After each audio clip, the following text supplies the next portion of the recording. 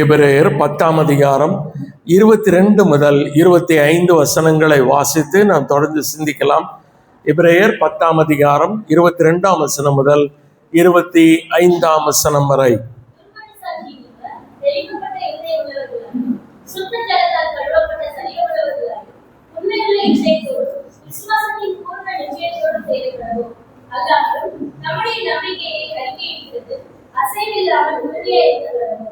வாக்குத்தத்தம் பண்ணினவர் உண்மையுள்ளவராய் இருக்கிறார்.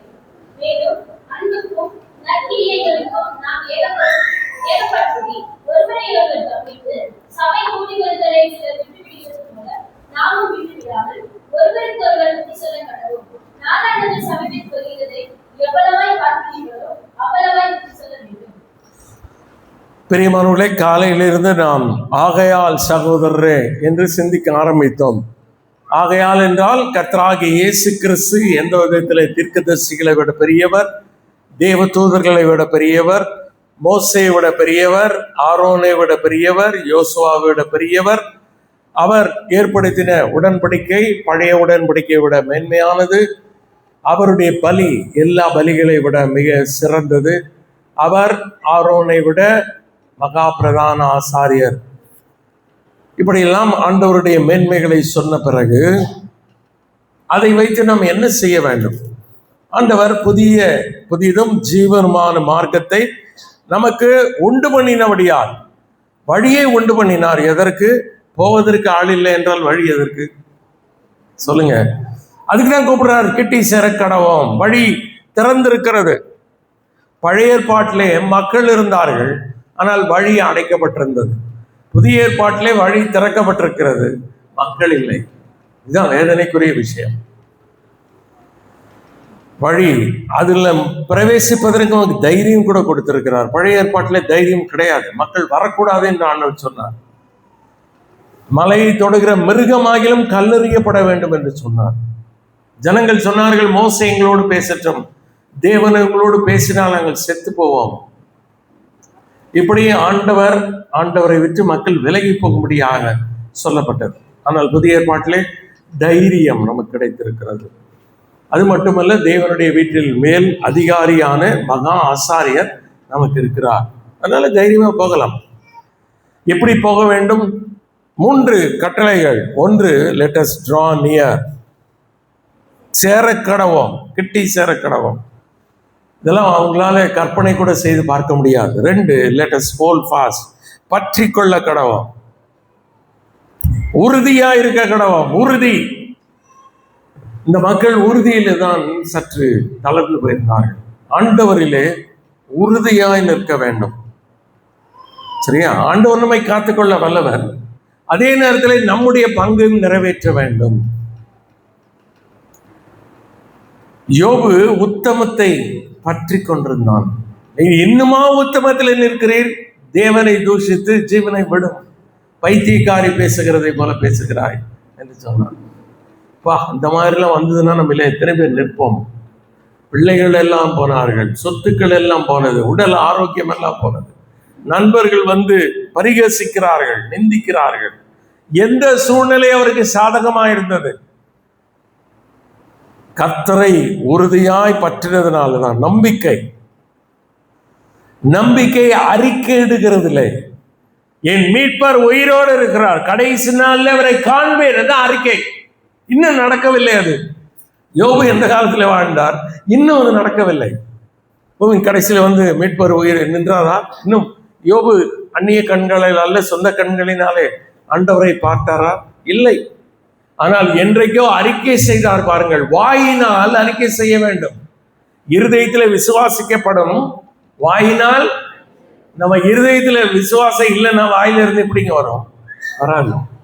இப்போ வாயிலிருந்து இந்த நம்பிக்கையின் அறிக்கையிடுதல் வரவில்லை என்றால் இருதயத்திலே நம்பவில்லை என்று அர்த்தம்.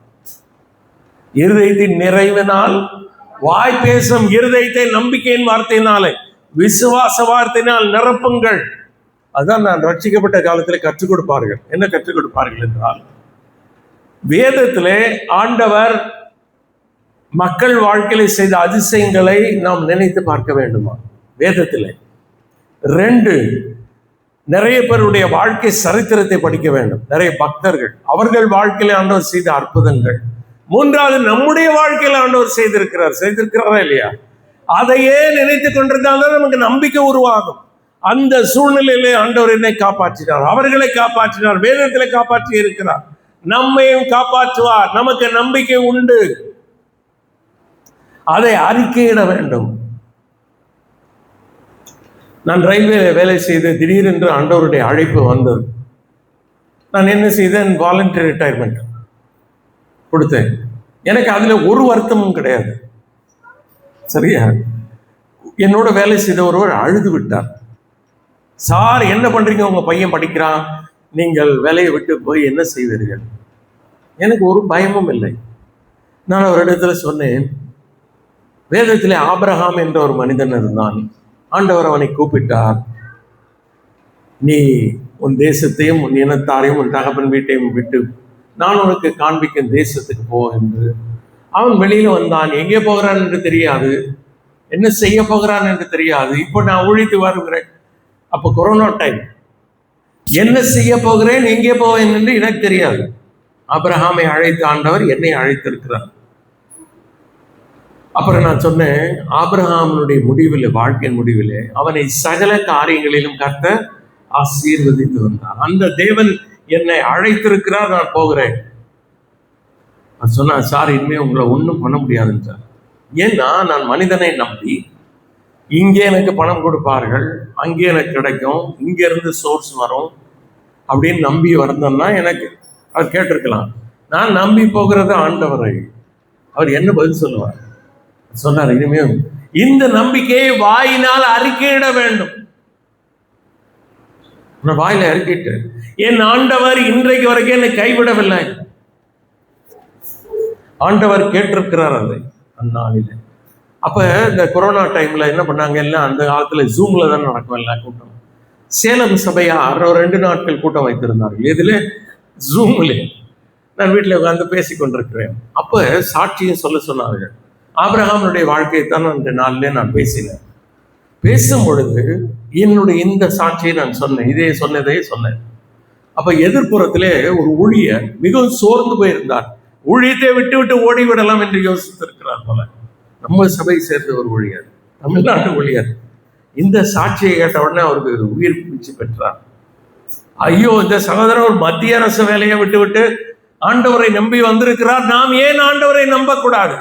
பின்னால் எனக்கு சொன்னார்கள் சேலம் சபையார், பிரதர், நீங்க அன்னைக்கு பேசினீங்க, இந்த ஊழியர் திரும்பமாக ஊழியத்தில் நிலைத்து நிற்க வந்திருக்கிறார். நான் ஏன் சொல்றேன்னா, நம்ம நம்பிக்கை அறிக்கை எடுக்கிறதுல நாம் உறுதியா நின்றால் எத்தனையோ பேர் பயனடைவார்கள். நானே அசைந்து கொண்டிருந்தால் நாம போய் எப்படி அவிசுவாசியிடத்தை சொல்றது? சொல்லுங்க. எனக்கே உறுதி இல்லை என்றால் அவிசுவாசிகளை எப்படிங்க உறுதியா இருப்பாங்க? நிறைய பேர் என்னுடைய பகுதியில, என்னுடைய வீட்டை சுற்றிலும் அந்த பகுதியில நிறைய என்னோட வேலை செய்தவர்கள் இருக்கிறார்கள். அவர்களெல்லாம் என்னுடைய வாழ்க்கையை கவனிக்கிறார்கள்.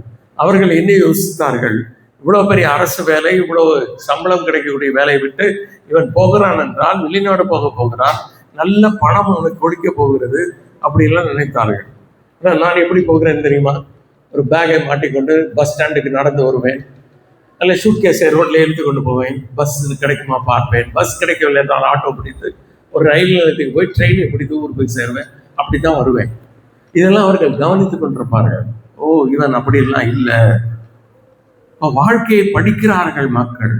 நாம் ஆண்டவரை பற்றி விசுவாச அறிக்கை, நம்பிக்கையின் அறிக்கை. அதனால்தான் அவர் சொல்றார், உங்கள் நம்பிக்கையை அறிக்கையிடுகிறதில் அசைவில்லாமல் உறுதியா இருக்க கடவுள். அசையக்கூடாது. இந்த எபிரேய விசுவாசிகள் கொஞ்சம் ஆடி போனாங்க. அவர்கள் அவிசுவாசிகளான சொந்தக்காரர்களை பார்த்து, அங்கே இருக்கக்கூடிய தேவாலயத்தை பார்த்து, அங்கே நடக்கக்கூடிய பலிகள், பண்டிகைகள், ஆசரிப்புகளை கண்டு இவர்கள் கொஞ்சம் அசைக்கப்பட்டார்கள். நாம் ஏன் பின்வாங்கி போகக்கூடாது? பின்வாங்கி போக இவர்கள் நிறைய பேர் தீர்மானித்தார்கள். அந்த நேரத்தில் தான் எழுதப்படுகிறது, நம்முடைய நம்பிக்கையை அறிக்கையிடுகிறதில் நம்முடைய ஆண்டவர் வருகிறார்.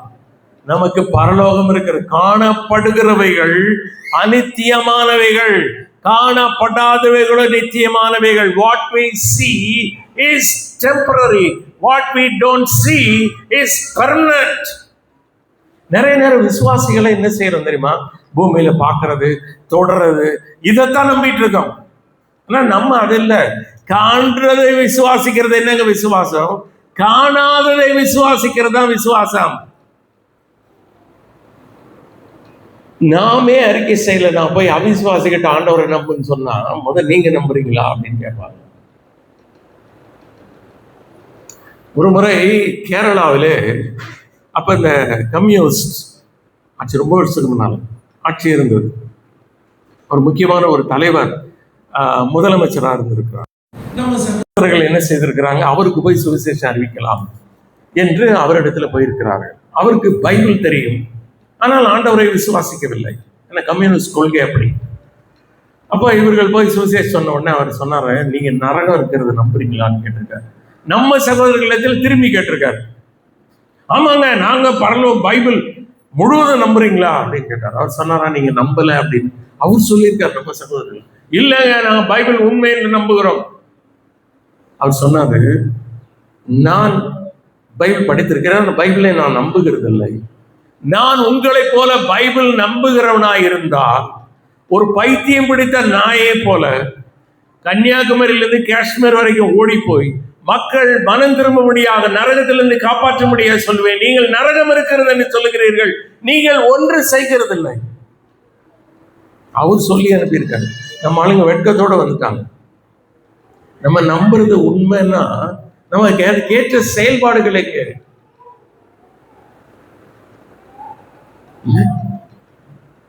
அதான் அவர்கள் கேட்டிருக்காரு, நரகம் இருக்குன்னு உண்மை நம்புறீங்களா? நான் நம்பல. நம்பினா உங்களை மாதிரி இருக்க மாட்டேன்னு இருக்காரு. ஏன்னா மக்கள் எரி நரகத்துக்கு ஓடுகிறார்கள் என்றால் பைத்தியம் பிடித்த நாயை போல நான் ஊரெல்லாம் சுற்றி நரகத்திலிருந்து மக்கள் விடுதலை பெறுவதற்கான முயற்சி எடுப்பேன். நீங்க ஒண்ணுமே செய்யல, நீங்களே நம்பவில்லை என்று சொல்லி அனுப்பிவிட்டார். பாத்தீங்களா? நம்புறதுன்னா என்னென்ன நம்ம ஆளுங்களுக்கு இது மூளையில இருக்கிறது இல்ல, செயல்பாடுகள். விசுவாசம், கிரியை இல்லாத விசுவாசம். ஆபிரகாம் தேவனை விசுவாசம் சொன்னா அவன் தேவன் கூப்பிட்டு எடுத்துட்டு போனான். மகனை கொண்டு பலியிடுறான்னா பலியிட்டான். அதான் விசுவாசம். ஒண்ணுமே செய்ய மாட்டேன் அது பேர் விசுவாசம்னா அது ஆண்டவர் ஏற்றுக்கொள்ள மாட்டார். புரியுதா? இப்ப சாத்ராக் மேஷாக் ஆபேத்நேகோ விசுவாசித்தாங்க அப்படின்னா அவங்க பொற்சிலையை பணிந்து கொண்டால் அதுக்கு பேர் விசுவாசமா? செய்ய மாட்டோம், எங்கள் தேவன் எங்களை விடுவிக்க வல்லவர், விடுவியாமற் போனாலும் செயல்ல காட்டுறதுக்கு பேர் தான் விசுவாசம். உலக மக்களுக்கு பைபிளை கொடுத்தீங்கன்னு படிக்க மாட்டாங்க, வேண்டான்னு சொல்லுவாங்க. ஆனா நம்ம வாழ்க்கையை படிக்கிறார்கள். அவர்கள் நம்மளை பார்த்து சொல்லக்கூடாது, நீங்க என்னங்க விசுவாசிக்கிறீங்க, உங்க வாழ்க்கையில காணுமே. ஒண்ணுமே இல்லை, நீங்க வாயில தான் சொல்றீங்க. இந்த ஜனங்கள் தங்கள் வாயினால் என்னிடத்துல சேர்ந்து தங்கள் உதடுகளினால் என்னை கனம் பண்ணுகிறார்கள், அவர்கள் இறுதி எனக்கு தூரமா இருக்கு. அந்த மாதிரி நம்ம வாயில வெத்து வேட்டு பேசினாங்க பிரயோஜனம், செயல்ல காட்டலையே. ஆண்டவர் இதெல்லாம் செய்யாதேன்னு சொல்றாருன்னா செய்யக்கூடாது. ஆண்டவருக்கு அடுத்த காரியங்கள் தான் தேவை என்றால் நாம ஆண்டவரை விட்டுட்டு பார்க்கிற காரியங்களுக்கு தான் முக்கியத்துவம் கொடுத்தோம்னா அப்புறம் என்ன விசுவாசம் இது?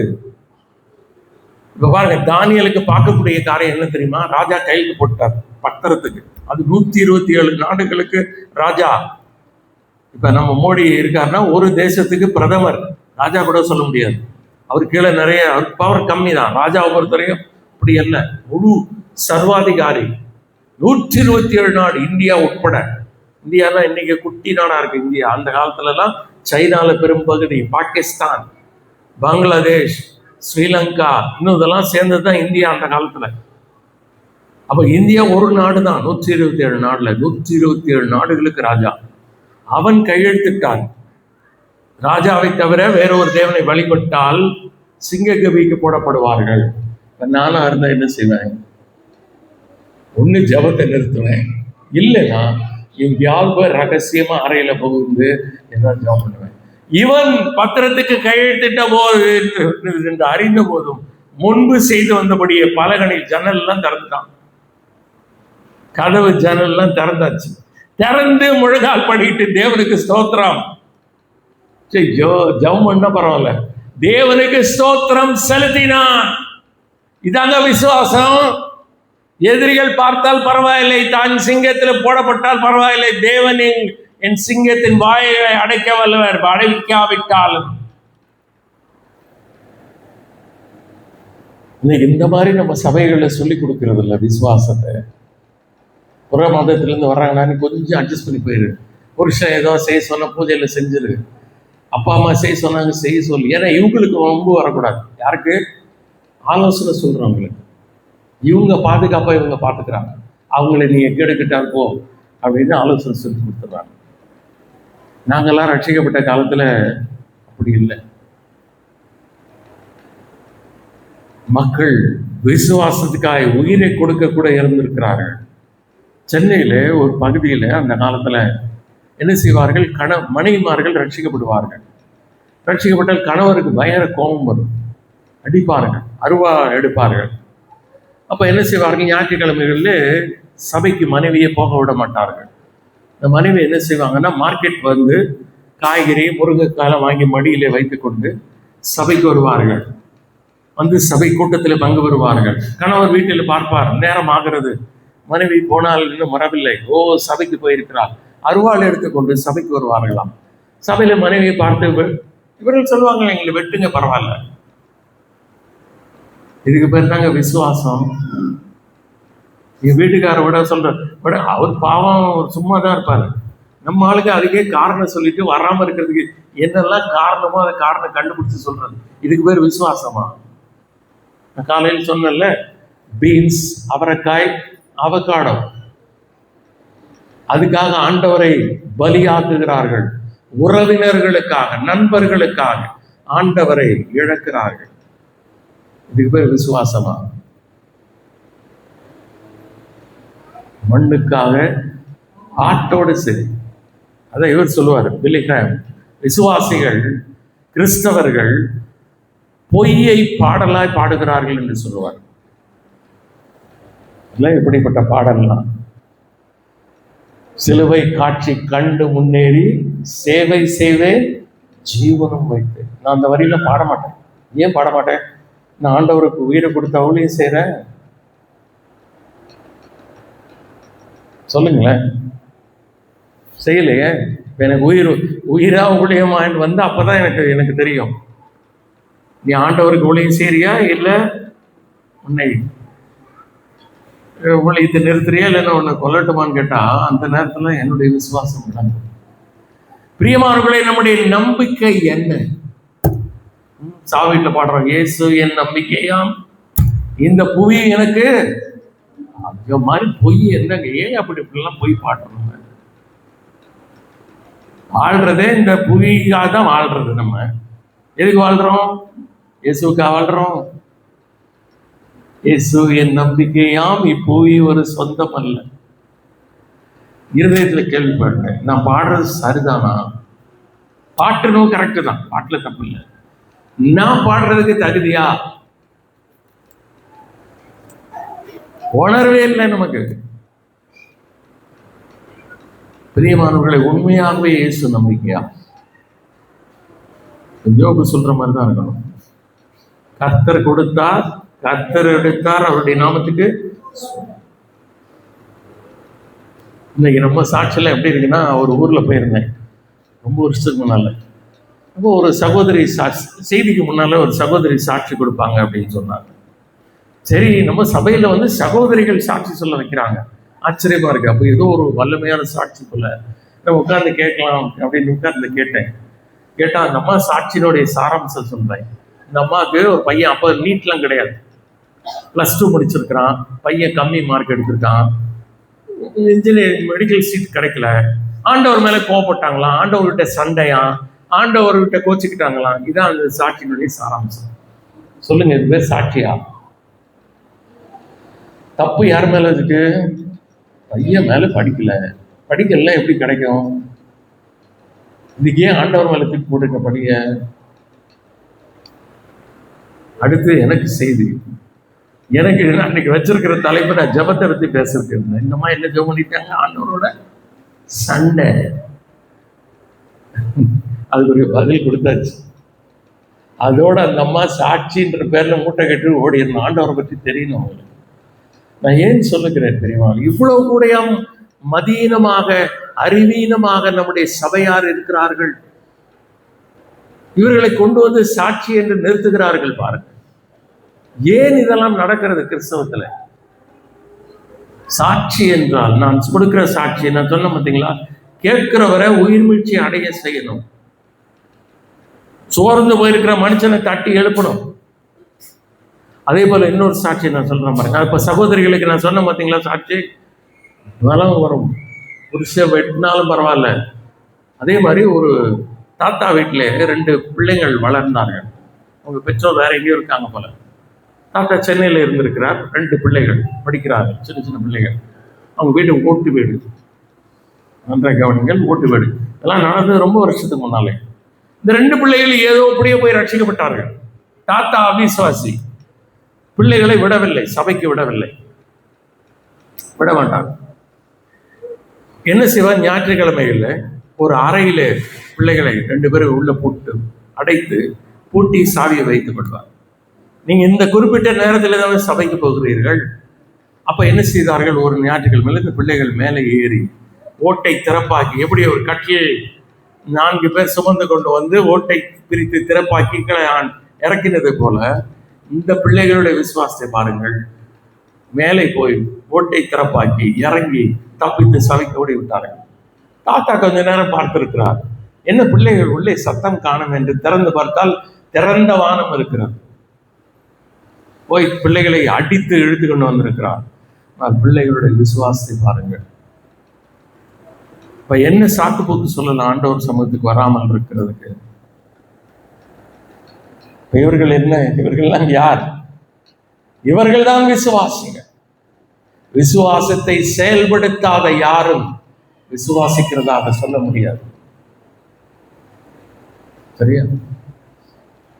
சாக்கு போக்கு சொல்றவங்களா விசுவாசி நினைக்கிறீங்களா? நம்ம சொல்லிக்க வேண்டியதுதான் விசுவாசி. ஒண்ணு கூட இழக்கிறதுக்கு ரெடியா இல்லைங்க. அந்த காலத்துல என்னெல்லாம் இழந்திருக்கிறாங்க பாருங்க. இல்ல, இந்த எபிரேய மக்கள் என்னெல்லாம் இழந்தாங்க உங்களுக்கு தெரியுமா? 10ஆம் அதிகாரம் 32, 33 பாருங்க. இவங்க விசுவாசிக்க என்னெல்லாம் இழந்தாங்கன்னு பாருங்க. முந்தின நாட்கள் நினைத்துக் கொள்ளுங்கள். என்னன்னா இவங்க விசுவாசித்த நாட்கள். பிறகு என்ன பண்ணிட்டாங்க? ஆண்டவரை விட்டு போகணும்னு நினைக்கிறாங்க. அப்பதான் சொல்றாரு, முதல் நாட்களை நினைச்சு பாருங்க. அப்ப எப்படி இருந்தீங்க?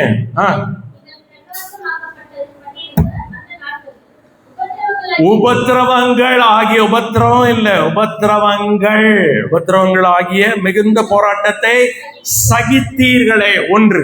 அடுத்து நிந்தைகள், பாராட்டுகள் இல்ல. என்னது நிந்தைகள்னா?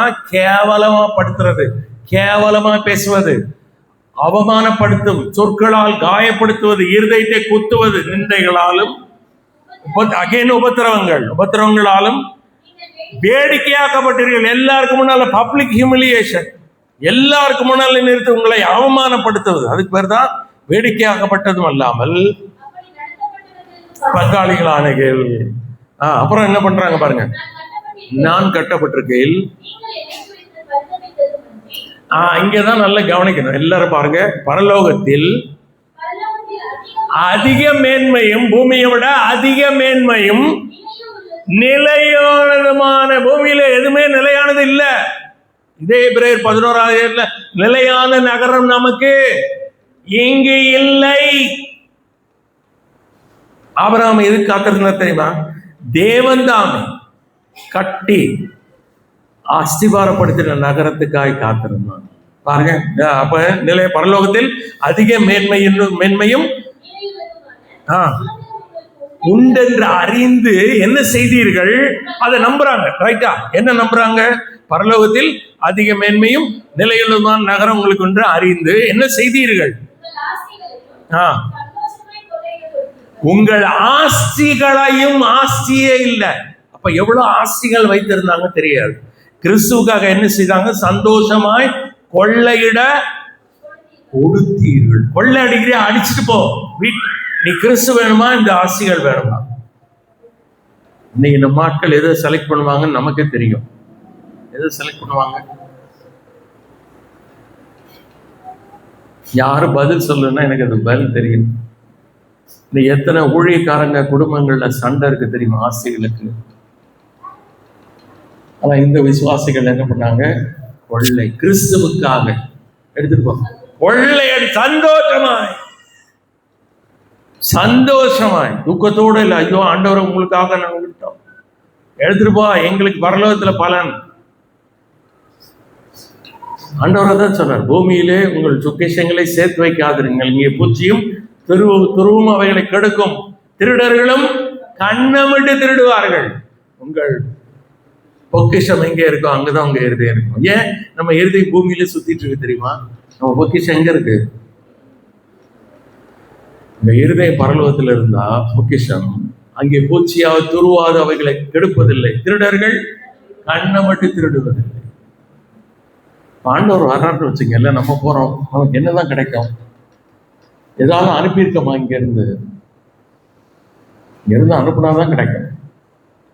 இங்க என்ன இழக்கிறோமோ அங்க அக்கௌண்ட்ல கிரெடிட் ஆயிரும். இங்க டெபிட் அங்க கிரெடிட், இங்க கிரெடிட் அங்க டெபிட் ஆயிரும். சரியா? அந்த அக்கௌண்ட் தான் ஓடுது. இப்ப இங்க ஏதாவது டெபிட் ஆயிருக்கா? நமக்கு ஏதாவது இழந்திருக்கிறோமா? கிறிஸ்துவுக்காக இழந்தவர் எவரும் தரித்திரரானதில்லை, ராஜ்யத்தின் மேன்மைக்காய் கஷ்டப்பட்டோ நஷ்டப்பட்டதில்லை. உறக்கம் தெளிவோம், உற்சாகம் கொள்வோம். எல்லாம் எமில் ஜெபசிங் என்ற ஐயா பாடியது. இவங்க எல்லாம் பாடுறாங்கன்னா அதுக்குரிய தகுதி அவங்ககிட்ட இருக்கு. ஏன்னா அவங்களாம் இழந்துட்டு தான் வந்தாங்க எல்லாத்தையும். சரியா? அதனாலதான் அந்த பாட்டு பாடினாங்க, கிறிஸ்துவுக்காக இழந்தவர் எவரும் தரித்திரரானதில்லை. இவங்க பாருங்க எது மேல வச்சிருந்தாங்க. அதனாலதான் சொல்றாரு, ஆகையால் மிகுந்த பலனுக்கு ஏதுவாக உங்கள் தைரியத்தை விட்டுறாதீங்க. மிகுந்த பலன் இருக்கு. பூமியில கொள்ளையடிக்க கொடுத்துட்டீங்க, எடுத்துட்டு போங்க. சொத்து தானே, எடுத்துட்டு போங்க. வேணுமா? எடுத்துட்டு போங்க. எது? எனக்கு நிலையான பலன் அங்கே இருக்கிறது. அப்ப அந்த தைரியத்தை விட்டுறாதீங்க. நான் மிகுந்த பலன் இருக்கு, அது இழந்துடாதீங்க. நீங்க பின்வாங்கி போயிட்டு ஏன் இழக்குறீங்க? பின்வாங்காதீங்க. விசுவாசம் நம்ம நம்பிக்கையின் அறிக்கை எடுக்கிறதில் அசைவில்லாமல் உறுதியா இல்லைங்க. உத்தமத்துல உறுதியா நிக்கணும். யாரும் அசைக்க கூடாது. சொந்தக்காரங்க போறாங்களா போட்டோம், சொத்து போதா போட்டோம், வேலை போதா போட்டோம், அவமானப்படுத்துகிறார்கள் பாடட்டும். கிறிஸ்துவுக்காக என்னங்க இழந்திருக்கோம் சொல்லுங்க? நம்ம கிறிஸ்தவத்துல வந்தா என்ன கிடைக்கும்னு தான் நிறைய பேர் வர்றாங்க. இன்னைக்கு கள்ள போதகர்கள் ஆண்டவர்கிட்ட வாங்க, கண்ணீரை போக்குறாரு, கவலையை போக்குறாரு, வியாதியை போக்குறாரு, உங்களுக்கு கடன் பாரத்தை நிற்கிறாரு, வியாதியை போக்குறாருன்னு சொல்லிட்டு இருக்காரு. கிறிஸ்துவை வியாபாரம் செய்து கொண்டிருக்கிறார்கள். கிறிஸ்துவ அப்படி இல்லை. அப்படியா சொல்லி ஏமாத்தினார் ஜனங்களை? சொல்லுங்க. ஆண்டவர் ஒருவரையும் ஏமாற்றவில்லை. மரித்தோர் தங்கள் மரித்தோரை அடக்கம் பண்ணட்டும், நீ போய் ராஜ்யத்தின். அது என்ன அர்த்தம் தெரியுமா? அவங்க அப்பா செத்து போயிட்டாரு இல்ல, அவங்க அப்பா உயிரோட தான் இருக்காரு. அவங்க அப்பா செத்து அந்த சொத்தை வாங்கிட்டு உங்க பின்னால வர்றேன்னு அவன் ஆண்டவர் சொன்னாரு, நீ தலைப்பை மேல் கை வச்சு பின்னால பார்த்துட்டு வேலை இல்லை, நீ போ, மரித்தோர் அடக்கம் பண்ணட்டும், நீ போ, வேலையை பாரு. பிரியமானவர்களே, நம்பிக்கை அதுதான் நம்ம நம்பிக்கை. பரலோகத்தில் நம்ம எதை பார்த்துட்டு இருக்கோம்? பூமியை பார்த்துட்டு இருக்கோமா? அப்படி பார்த்தவங்க எல்லாம் என்ன ஆனாங்கன்னு பைபிள்ல நிறைய இருக்கு. ஆபிரகாம் கூட ஓட்டிக்கிட்டே வந்தான் லோத்து. 2 பேருக்கு ஒரு சொத்து அதிகமாயிடுச்சு. சொத்து அதிகமானாலும் பிரச்சனை தான். பணம் அதிகமான பிரச்சனை. மோர் மணி மோர் ப்ராப்ளம், லெஸ் மணி லெஸ் ப்ராப்ளம். இதை நீங்க ஒத்துக்கிறீங்களா இல்லையாங்கிறது எனக்கு தெரியாது. இதான் உண்மை.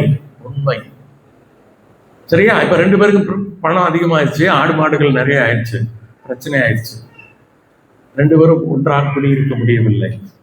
அப்ப ஆபிரகாம் சொல்றாரு, நீ வலதுபுறம் போனா நான் இடதுபுறம் போறேன், நீ இடதுபுறம் போனா நான் வலதுபுறம் போறேன், நீ சூஸ் பண்ணிக்க.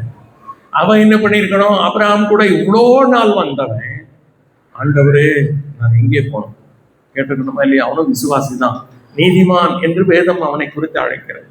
அவன் என்ன பண்ணா? கண்களை ஏறெடுத்து பார்த்தான். சோதோம் நீர்வளம் பொருந்தி இருக்க கண்டான். பச்சை பசேர்னு இருக்கு, இக்கரைக்கு அக்கறை பச்சை பசேர் என்று இருக்கிறது. இறங்கி போனா இவன் டவுன் இன்டு சோடம். ஆபிரகாம் கவலையே படல. டே பெஸ்டான லேண்ட் எடுத்துட்டு போயிருக்கா, எனக்கு கூடுறா. அவன் போன பிறகுதான் கர்த்தர் சொல்றாரு, இவன் கண்களை ஏறெடுத்துப்பா. அவன் போன பிறகுதான் கர்த்தர் சொல்றாரு.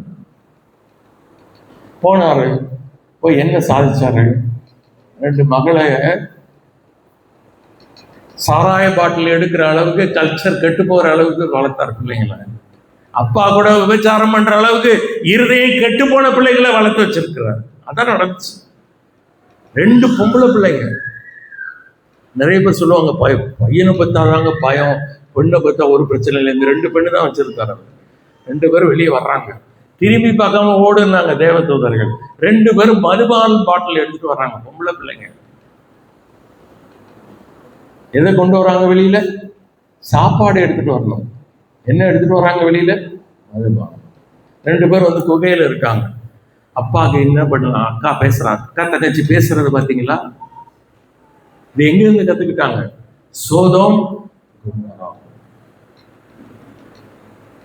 நம்ம குடும்பத்தாய் சோதோம் குமோரா கூட்டிட்டு போனோம்னா இதுதான் நடக்கும்.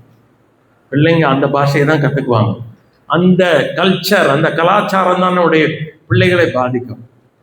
இன்னைக்கு சாராயத்தை அப்பா கொடு, மதுபானத்தில் நான் போக்குறேன் அப்பாவோட. நாளைக்கு நீ கொடுக்கலாம், நீ போ, அப்பா நான் பிள்ளை வச்சுக்கலாம். இதுதானே அவங்க தேவை. ஐயா, அடுத்து எங்க போறோம், எங்கே இருக்க போகிறோம்? ஆண்டவரே, நாங்கள் என்ன செய்ய வேண்டும்?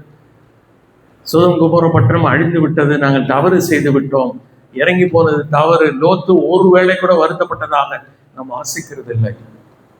மனைவியை இழந்தான். திரும்பி பார்க்காதனா அந்த மனசு, அந்த இருதயம் அங்கதான் இருக்கு. திரும்பி பார்க்காதனா போக சொன்னாங்க. சபிக்கப்பட்ட சந்ததியை பூமியில உருவாக்கினார். ஆபிரகாம பாருங்க, கோடா கோடியா பெருவாயாக சகோதரியே, ஆசீர்வதிக்கப்பட்ட பெண். ஈசாக்கு பெண்கள் பின்னால போயிட்டு இருந்தாரா? 40 வயசு அவர் கல்யாணம். அவங்க அப்பா எப்படி வளர்த்தார் பார்த்தீங்களா? அவர் தியானம் பண்ண போயிருக்காரு வெளியில. அந்த காலத்துல பைபிள் கிடையாது. என்னல்ல பைபிள் கிடையாது. முதல் முறை தியானம் என்ற வார்த்தை ஈசாக்கோடு சம்பந்தப்பட்டு வருகிறது. முதல்ல பைபிள்ல முதல் தியானம் பண்ண ஆள் யார்? ஈசாக்கு. கல்யாணம் ஆகல, அம்மா இறந்து போயிட்டாங்க, துக்கத்தில் இருக்கிறாங்க. கர்த்தர் கொண்டு வருகிறார், கோடா கோடியாய் பெருகுவாயாக சகோதரியே, ஆசீர்வதிக்கப்பட்ட சொல். ஆபிரகாம் கண்களை ஏறெடுத்து பார்த்தாரா? இல்லை, கர்த்தர் ஏறெடுத்து பார்க்க சொன்னார். ஆபிரகாம் போன லோத்து போன பிறகு ஏறெடுத்து பார் அப்படின்னு சொன்னார். பிரியமானவர்களே, கர்த்தர் நம்மிலும் நம்முடைய வீட்டிலும் பிரியமா இருக்க வேண்டும். ஆதியாகமம் 18ஆம் அதிகாரத்திலே, இப்ப எடுக்க வேண்டாம், நான் சொல்றது மட்டும் கவனிங்க. ஆபிரகாமின் கூடாரம். ஆதியாகமம் 18ஆம் அதிகாரம் என்ன இருக்கிறது? ஆபிரகாமின் கூடாரம். அதுக்கு அடுத்த அதிகாரம் 19ஆம் அதிகாரம், லோத்தினுடைய கூடாரம். பக்கத்துல ஆவியானவர் எழுதி வச்சிருக்கார். நல்ல கவனிங்க. ஆபிரகாமின் கூடாரத்திற்கு கர்த்தரும் 2 தூதர்களும் வருகிறார்கள். நான் சொல்வதை மட்டும் கவனிங்க. வருகிறார்களா? அப்பொழுது கர்த்தரிடத்துல பேசுவதற்கு அவங்களை உபசரித்தான். கர்த்தர் என்ன செய்ய 2 தூதர்களை அனுப்புகிறார் லோத்தினுடைய கூடாரத்துக்கு. கர்த்தர் போகவில்லை. கர்த்தருக்கு அங்க அவன் நீதிமான், ஆனால் கர்த்தர் போகவில்லை.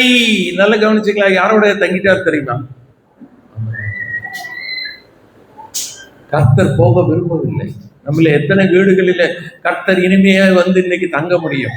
புதிய ஏற்பாட்டிலே ஆண்டவர் பெத்தானியா கிராமத்துக்கு தான் திரும்ப திரும்ப திரும்ப ஒரு வீட்டாருக்கு மட்டும் போய்கிட்டே இருந்தார். அவர் எருசலேமிலே ஒரு இரவும் தங்கினது இல்லை. ஒன்று பெத்தானியா கிராமத்துக்கு போவார், இல்லைன்னா அவர் ஒலியமலையில போய் தங்கிடுவார். மறுநாள் காலையில தான் எருசலேமுக்கு திரும்பி வருவார். படித்து பாருங்க, ஒரு நாளும் எருசலேமில் அவர் தங்கினதில்லை. அதே போல லோத்தினுடைய கூடாரத்துக்கு அவர் போகவில்லை. பிரியமானவர்களே, கர்த்தர் என் மேல பிரியமா இருக்கிறாரா?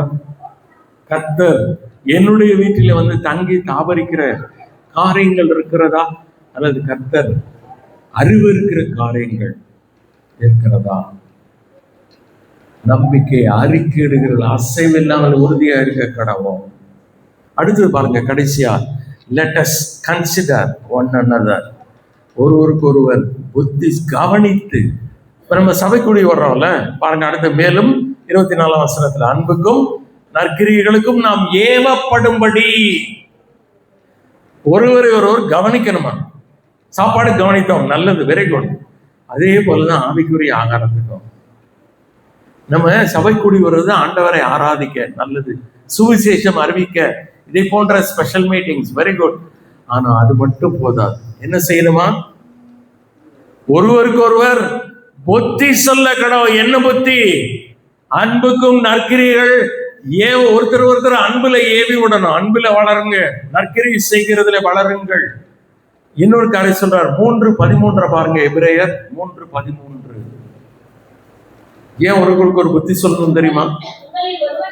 உங்களில் ஒருவனாகிலும் பாவத்தின் வஞ்சனையினாலே கடினப்பட்டு போகாதபடிக்கு இன்று எண்ணப்படும் அளவும் நாடோறும் ஒருவருக்கு ஒரு புத்தி சொல்லுங்க. பாவத்தின் வஞ்சனையினாலே கடினப்பட்டு போகக்கூடாது, பாவம் செய்யக்கூடாதுன்னு பிரசங்கம் மேடையில பிரசங்கம் பண்றது மட்டும் இல்ல, ஒருவருக்கு ஒரு புத்தி சொல்லணுமா?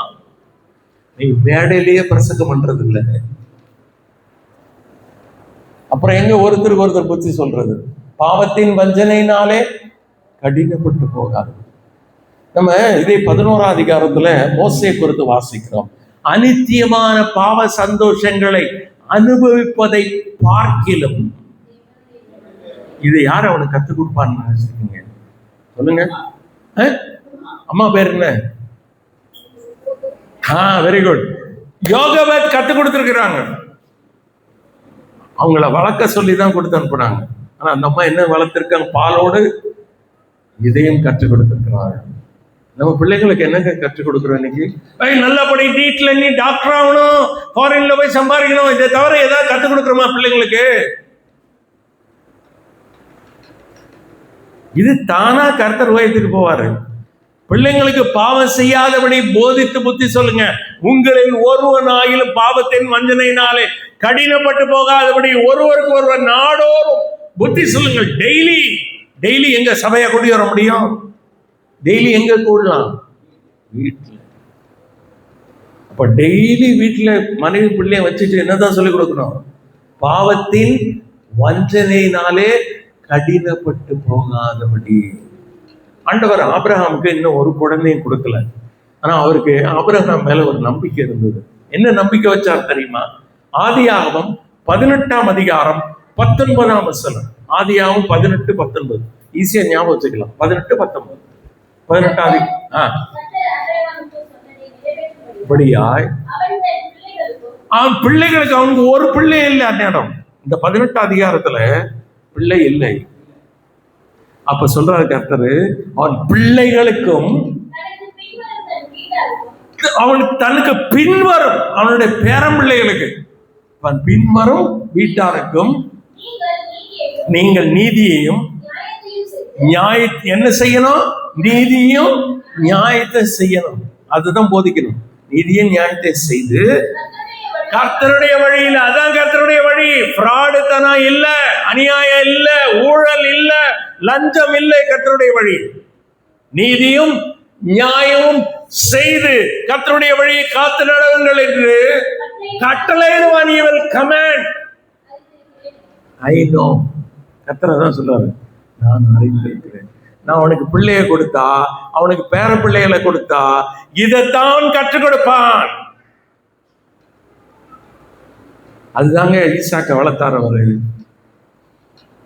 இன்னைக்கு மோரியா மலையில கூட்டிட்டு போய் வாலிப பசங்களை கூட்டு போய் பலிபடத்தை கட்டி மேல வைங்க பார்ப்போம். அப்பாவை தள்ளி விட்டு ஓடிடுவாங்க. செய்வாங்களா இல்லையா? அவன் சின்ன பையன், குழந்தை கிடையாது, 13 வயசுன்னு சொல்றாங்க. வல்லுவாங்க. ஆபிரகாம் கிழவர். ஐயா என்ன பிடிச்சா நீ பலியாக்குற? ஓடி போய் நேரம் சாராட்டா, அம்மா அப்பா என்ன பண்ணாரு தெரியுமா? என்ன கொண்டு போய் பலி ஆடு கொடுக்க வேண்டிய இடத்துல போட்டாருமான், சண்டையை விட்டு உண்டாக்கிருப்பான் இன்னைக்கு பசங்க. ஆனா ஈசாக்கு கிடத்தப்படுவதற்கு அப்பா கத்தி ஓங்குற அளவுக்கு பையன் அமைதியா இருந்தான். இது எங்க கிடைச்ச ட்ரைனிங்னு நினைக்கிறீங்க? அதே லோத்தினுடைய வீட்டுல என்ன நடந்துச்சு பார்த்தீங்களா? 2 மகள்கள் சொன்னேன்ல, சொல்லுங்க. 2 மகள்கள் எப்படி வளர்த்திருக்கிறார். இங்க ஒரே ஒரு பையனை கொடுத்தாராங்க, எப்படி வளர்த்தாங்க பார்த்தீங்களா? அதுதாங்க புத்தி சொல்றது. நாடோறும் புத்தி சொல்லணுமா? நாளானது எவ்வளவு சமீபத்து வருகிறதை பார்க்கிறீர்களோ அவ்வளவாய் புத்தி சொல்லணும். அந்த நாள் வரைக்கும் புத்தி சொல்லணும். மூச்சு இருக்கிற வரைக்கும் சொல்லுங்க. பவுல் என்ன பண்ணார் பார்க்கலாமா? அப்போஸ்தலர் நடபடிகள் 20ஆம் அதிகாரம். பவுல் அந்த மாதிரி செஞ்சதுனாலதான் அவர் எழுத முடியுது. 20ஆம் அதிகாரத்துல அவர் 20-21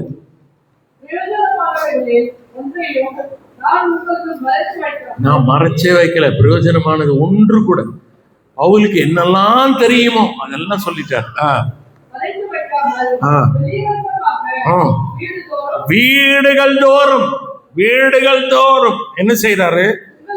பிரசங்கித்து உபதேசம் பண்ணி போதும். இது பண்ணிட்டாரா? எவ்வளவு காலம் அவரு பண்ணிருக்காரு அப்படின்னு பார்த்தா 31ஆம் வசனம் பாருங்க. 3 வருஷ காலமா. எத்தனை வருஷங்க? இருங்க ஒரு நிமிஷம். எத்தனை வருஷம்? எனக்கு 3 செய்தி கொடுக்கறதுக்குள்ள நான் டயர்ட் ஆயிட்டேன். ஆனா இவர் என்ன பண்றாரு? 3 வருஷம். எவ்வளவு நேரம் பாருங்க? ஒரு நாளைக்கு ஒரு 5 நிமிஷமா? இல்ல, 3 வருஷ காலமா இரவும் பகலும் கண்ணீரோட. நான் கண்ணீரோட உங்களுக்கு பிரசங்கம் பண்ணல. பவுல் என்ன பண்ணிருக்காரு? கண்ணீரோட இடைவிடாமல் அவனவனுக்கு புத்தி சொல்லி கொண்டு வந்ததை நினைத்து விழித்திருங்கள். இந்த பவுல் என்ன பண்ணிருக்காரு? எபேசப்பட்டினத்துல 3 வருஷம் தங்கியிருக்காரு. இரவும் பகலும் வீடுகள் தோறும் கண்ணீரோட இடைவிடாமல் புத்தி சொல்லிக்கிட்டே இருக்காரு. அப்புறம் அங்க இருந்து வேற பட்டணத்துக்கு போறாரு. அங்க இருந்து மூப்பர்களை கூப்பிடுகிறார். எபேசப்பட்டினத்துல அங்கதான் இதை பேசுறாரு. சரியா? அப்ப பவுலுக்கு என்ன வேலையே இல்லையா? அப்புறம் ஒரு சபைக்கு இப்படிப்பட்ட கடிதம் எழுதுகிறார். அந்த சபையார் எப்படி இருக்காங்க பாருங்க. ரோமர் 15ஆம் அதிகாரம் 14ஆம் வசனம். ரோமர் 15:14. என் சகோதரரே, நற்குணத்தால் நிறைந்தவர்களும் சகல அறிவினால் நிரப்பப்பட்டவர்கள்.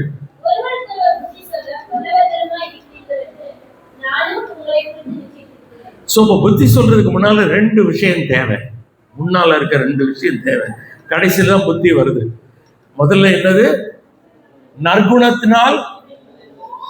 அப்ப நற்குணம் என்றால் ஏழை எளியவர்களுக்கு தானம் அளிப்பது. சரியா? அப்படின்றது மட்டும் அர்த்தம் கிடையாது. இங்க நற்குணம் என்ற வார்த்தையினுடைய அர்த்தம் என்னன்னா அப்ரைட்னஸ் ஆஃப் ஹார்ட். இருதயத்திலே நேர்மை, இருதய வாழ்க்கையில நேர்மை, உண்மை. இதனாலே முதல்ல நிரப்பப்படணும். அது பேர் தான் நற்குணம்னு பேரு. இப்ப நம்ம ரூத்துட்ட இவர் பேசுவார், போவாஸ்.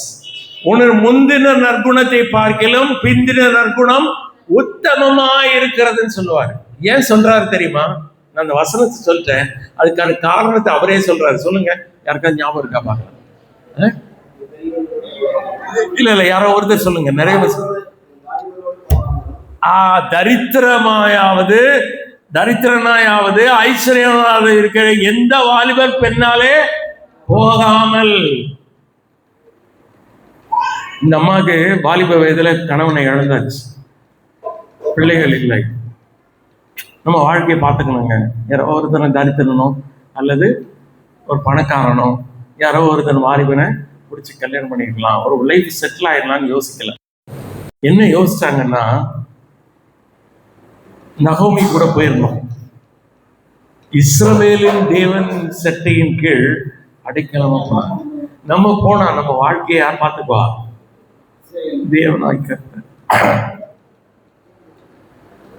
அதுதான் உத்தம குணம். அதுதான் அவர் சொல்றாரு, நீ அது பிறகு போகாததுனாலே உன்னுடைய முந்தின உத்தம குணத்தை பார்க்கிலும் பிந்தின அவன் முன்னாலேயும் நற்குணம், பின்னாலேயும் நற்குணம்.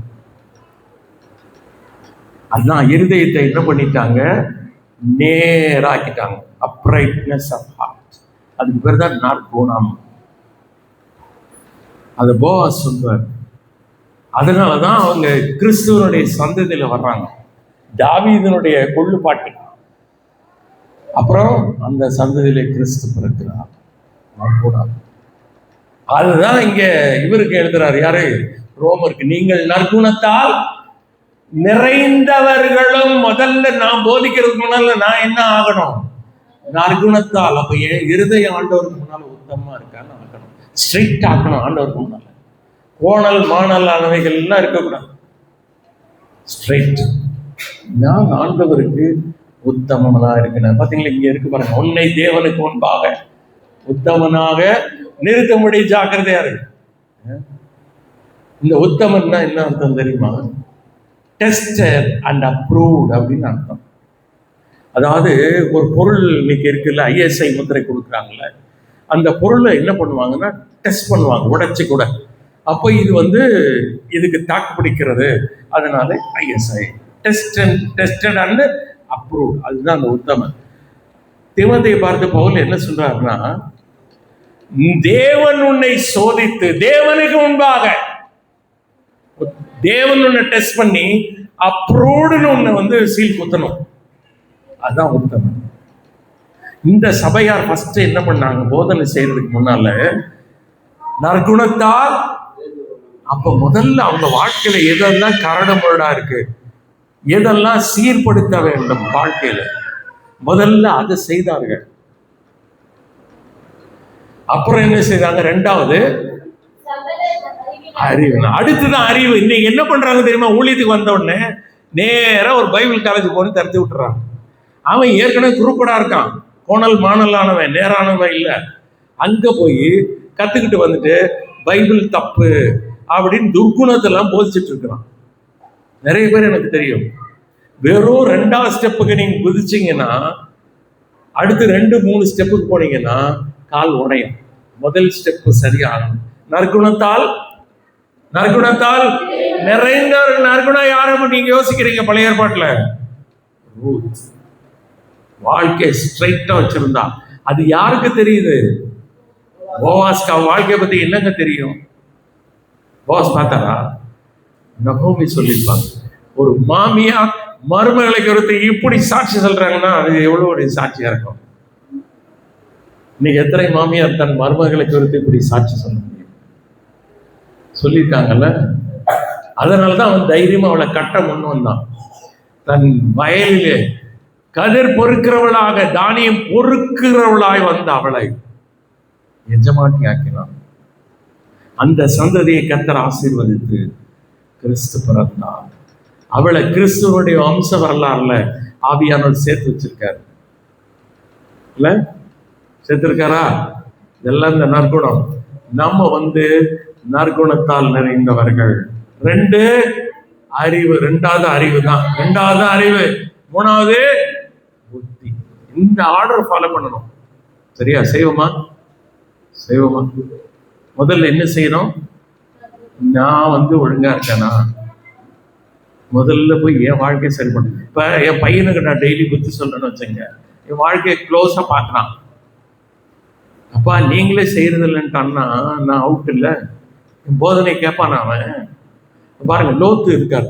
அவங்க மருமகள்லாம் போய் சொல்றாரு, கர்த்தர் இந்த பட்டணத்தை அழிக்க போறாரு, தேவ தூதர்களை அனுப்புறாரு. அவங்களுக்கு எப்படி இருந்துச்சு? ஏன் இப்படி கேலி பண்றது மாதிரி இருந்துச்சு? இவர் வாழ்க்கை இல்ல. பாடுறா, மாமனார் புத்தி சொல்றாரா, சாத்தான் மான் இது வேதம் ஓதுற மாதிரி இருக்குதுன்னு நினைச்சிட்டான். ஆனா ஆபிரகாம் வார்த்தைக்கு என்ன இருந்தது? மரியாதை இருந்துச்சு. நம்ம வார்த்தைக்கு மரியாதை இருக்கணும்னா வாழ்க்கையும் வார்த்தையும் இருக்கணும். இல்லைன்னா வார்த்தைக்கு மரியாதை இருக்காது. சரியா?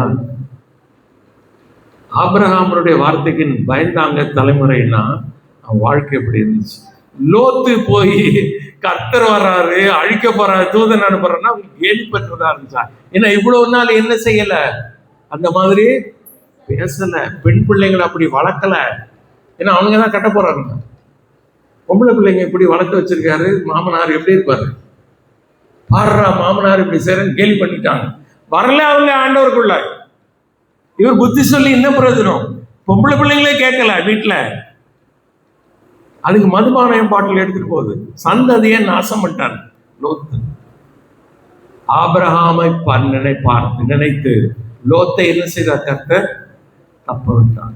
நல்ல ஞாபகம் வச்சுங்க. ஆபிரகாமை நினைத்து லோத்தை தப்ப விட்டார். இல்லைன்னா லோத்து சேர்த்து காலி பண்ணியிருப்பார் ஆண்டவர். ஏன்னா அவன் எந்த விதத்துல மேன்மையானவன்? சமுதாயத்துக்கு எந்த விதத்துல? பூமிக்கு உப்பா இருக்கிறீர்கள். உப்பு சாரமற்று போனால் வெளியில கொட்டப்படுவதற்கும் மனிதர்களால் மிதிக்கப்படுறதுக்கும் வேற எதுக்கு லாய்க்கல. நம்ம சாட்சி, லோத்தருடைய சாட்சி அப்படிதான். வெளியில தூக்கி போட்டாங்க. மனிதர்களால் மிதிக்கப்படுகிறார். நம்ம வாழ்க்கை அப்படி இருக்கக்கூடாது. கர்த்தருக்கு முன்பாக நற்குணம், இந்த நீடிய பொறுமை இருக்குல்ல. அடுத்து என்ன இருக்கு? அன்பு, சந்தோஷம், சமாதானம், நீடிய பொறுமை, தயவு, நற்குணம். 6வது வருது. நற்குணம் தான் இது.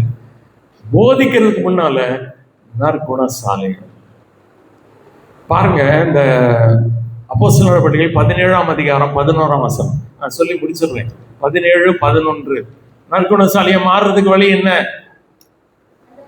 அந்த பட்டணத்தார் மனோவாஞ்சையாய் வசனத்தை எடுத்து கேட்டுக்கொண்டு ஆராய்ந்து பார்த்ததினால் நற்குணசாலிகளாய் தெசலோனிக்கர்களை பார்க்கிலும் அவங்க இருதயத்தை ஸ்ட்ரெயிட் ஆக்கிட்டாங்க.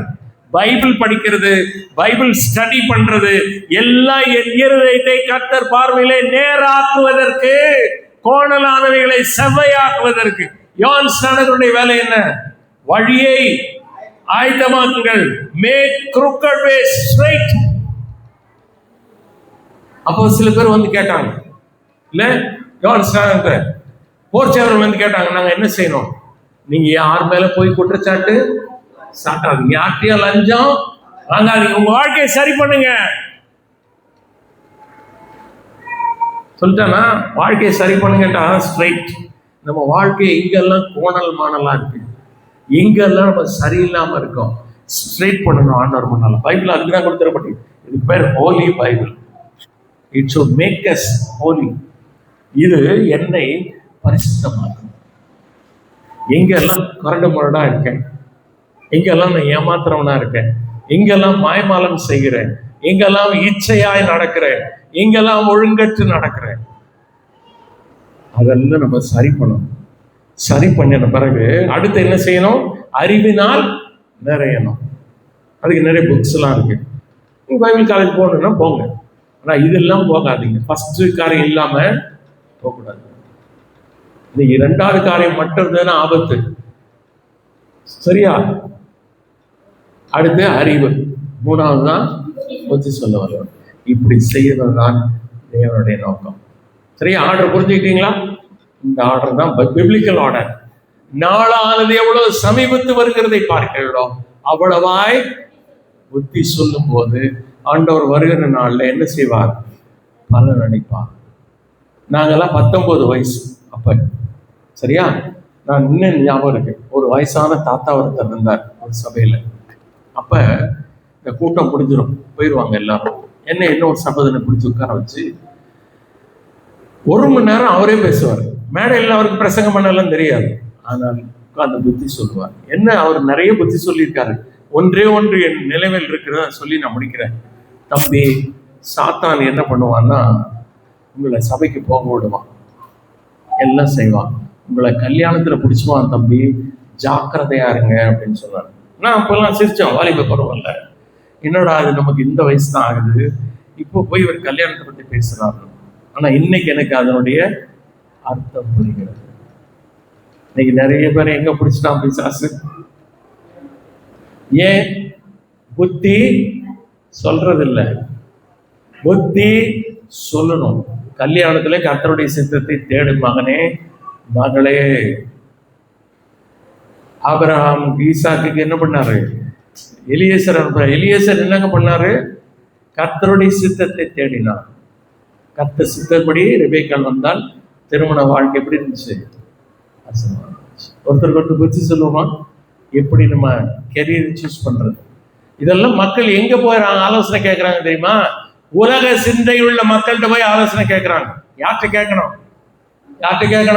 நற்குணத்தால் நிறைந்தவர்கள், கர்த்தருக்கு முன்பாக வழியை செவ்வாய்ப்படுத்தினவர்கள். எது கரெக்ட் எது தப்புன்னு யாருக்குங்க தெரியும்? இதனாலே ஆராய்ந்து பார்த்து இதனாலே தங்கள் வாழ்க்கையை செவ்வாய்ப்படுத்தினவர்கள். இவங்ககிட்ட கேட்டு பாருங்க, கரெக்டா ஆலோசனை சொல்றாங்க. சரியா? இப்படி நம்ம பேசிட்டே போலாம். 3 புத்திமதிகளை பார்த்தோம். என்னன்னு சொல்லுங்க. என்னது? 2 விசுவாசத்தின் பூர்ண நிச்சயத்தோடு 4 காரியங்கள் கேட்டோம். 1 துர்மனசாட்சி நீங்க தெளிக்கப்பட்ட இருதயம் உள்ளவர்களாயும் சுத்த ஜலத்தால் கழுவப்பட்ட சரீரம் உள்ளவர்களாயும் உண்மையுள்ள இருதயத்தோடும் விசுவாசத்தின் பூர்ண நிச்சயத்தோடும் சேரக்கணும். 1. நம்பர் 2. 2 என்ன? பார்த்தே சொல்லுங்க. என்ன புத்தி கடைசி. உங்கள் 23 வசனம் படிங்க. என்ன ஒரு பார்த்தே படிக்கன்னு சொல்றேன்.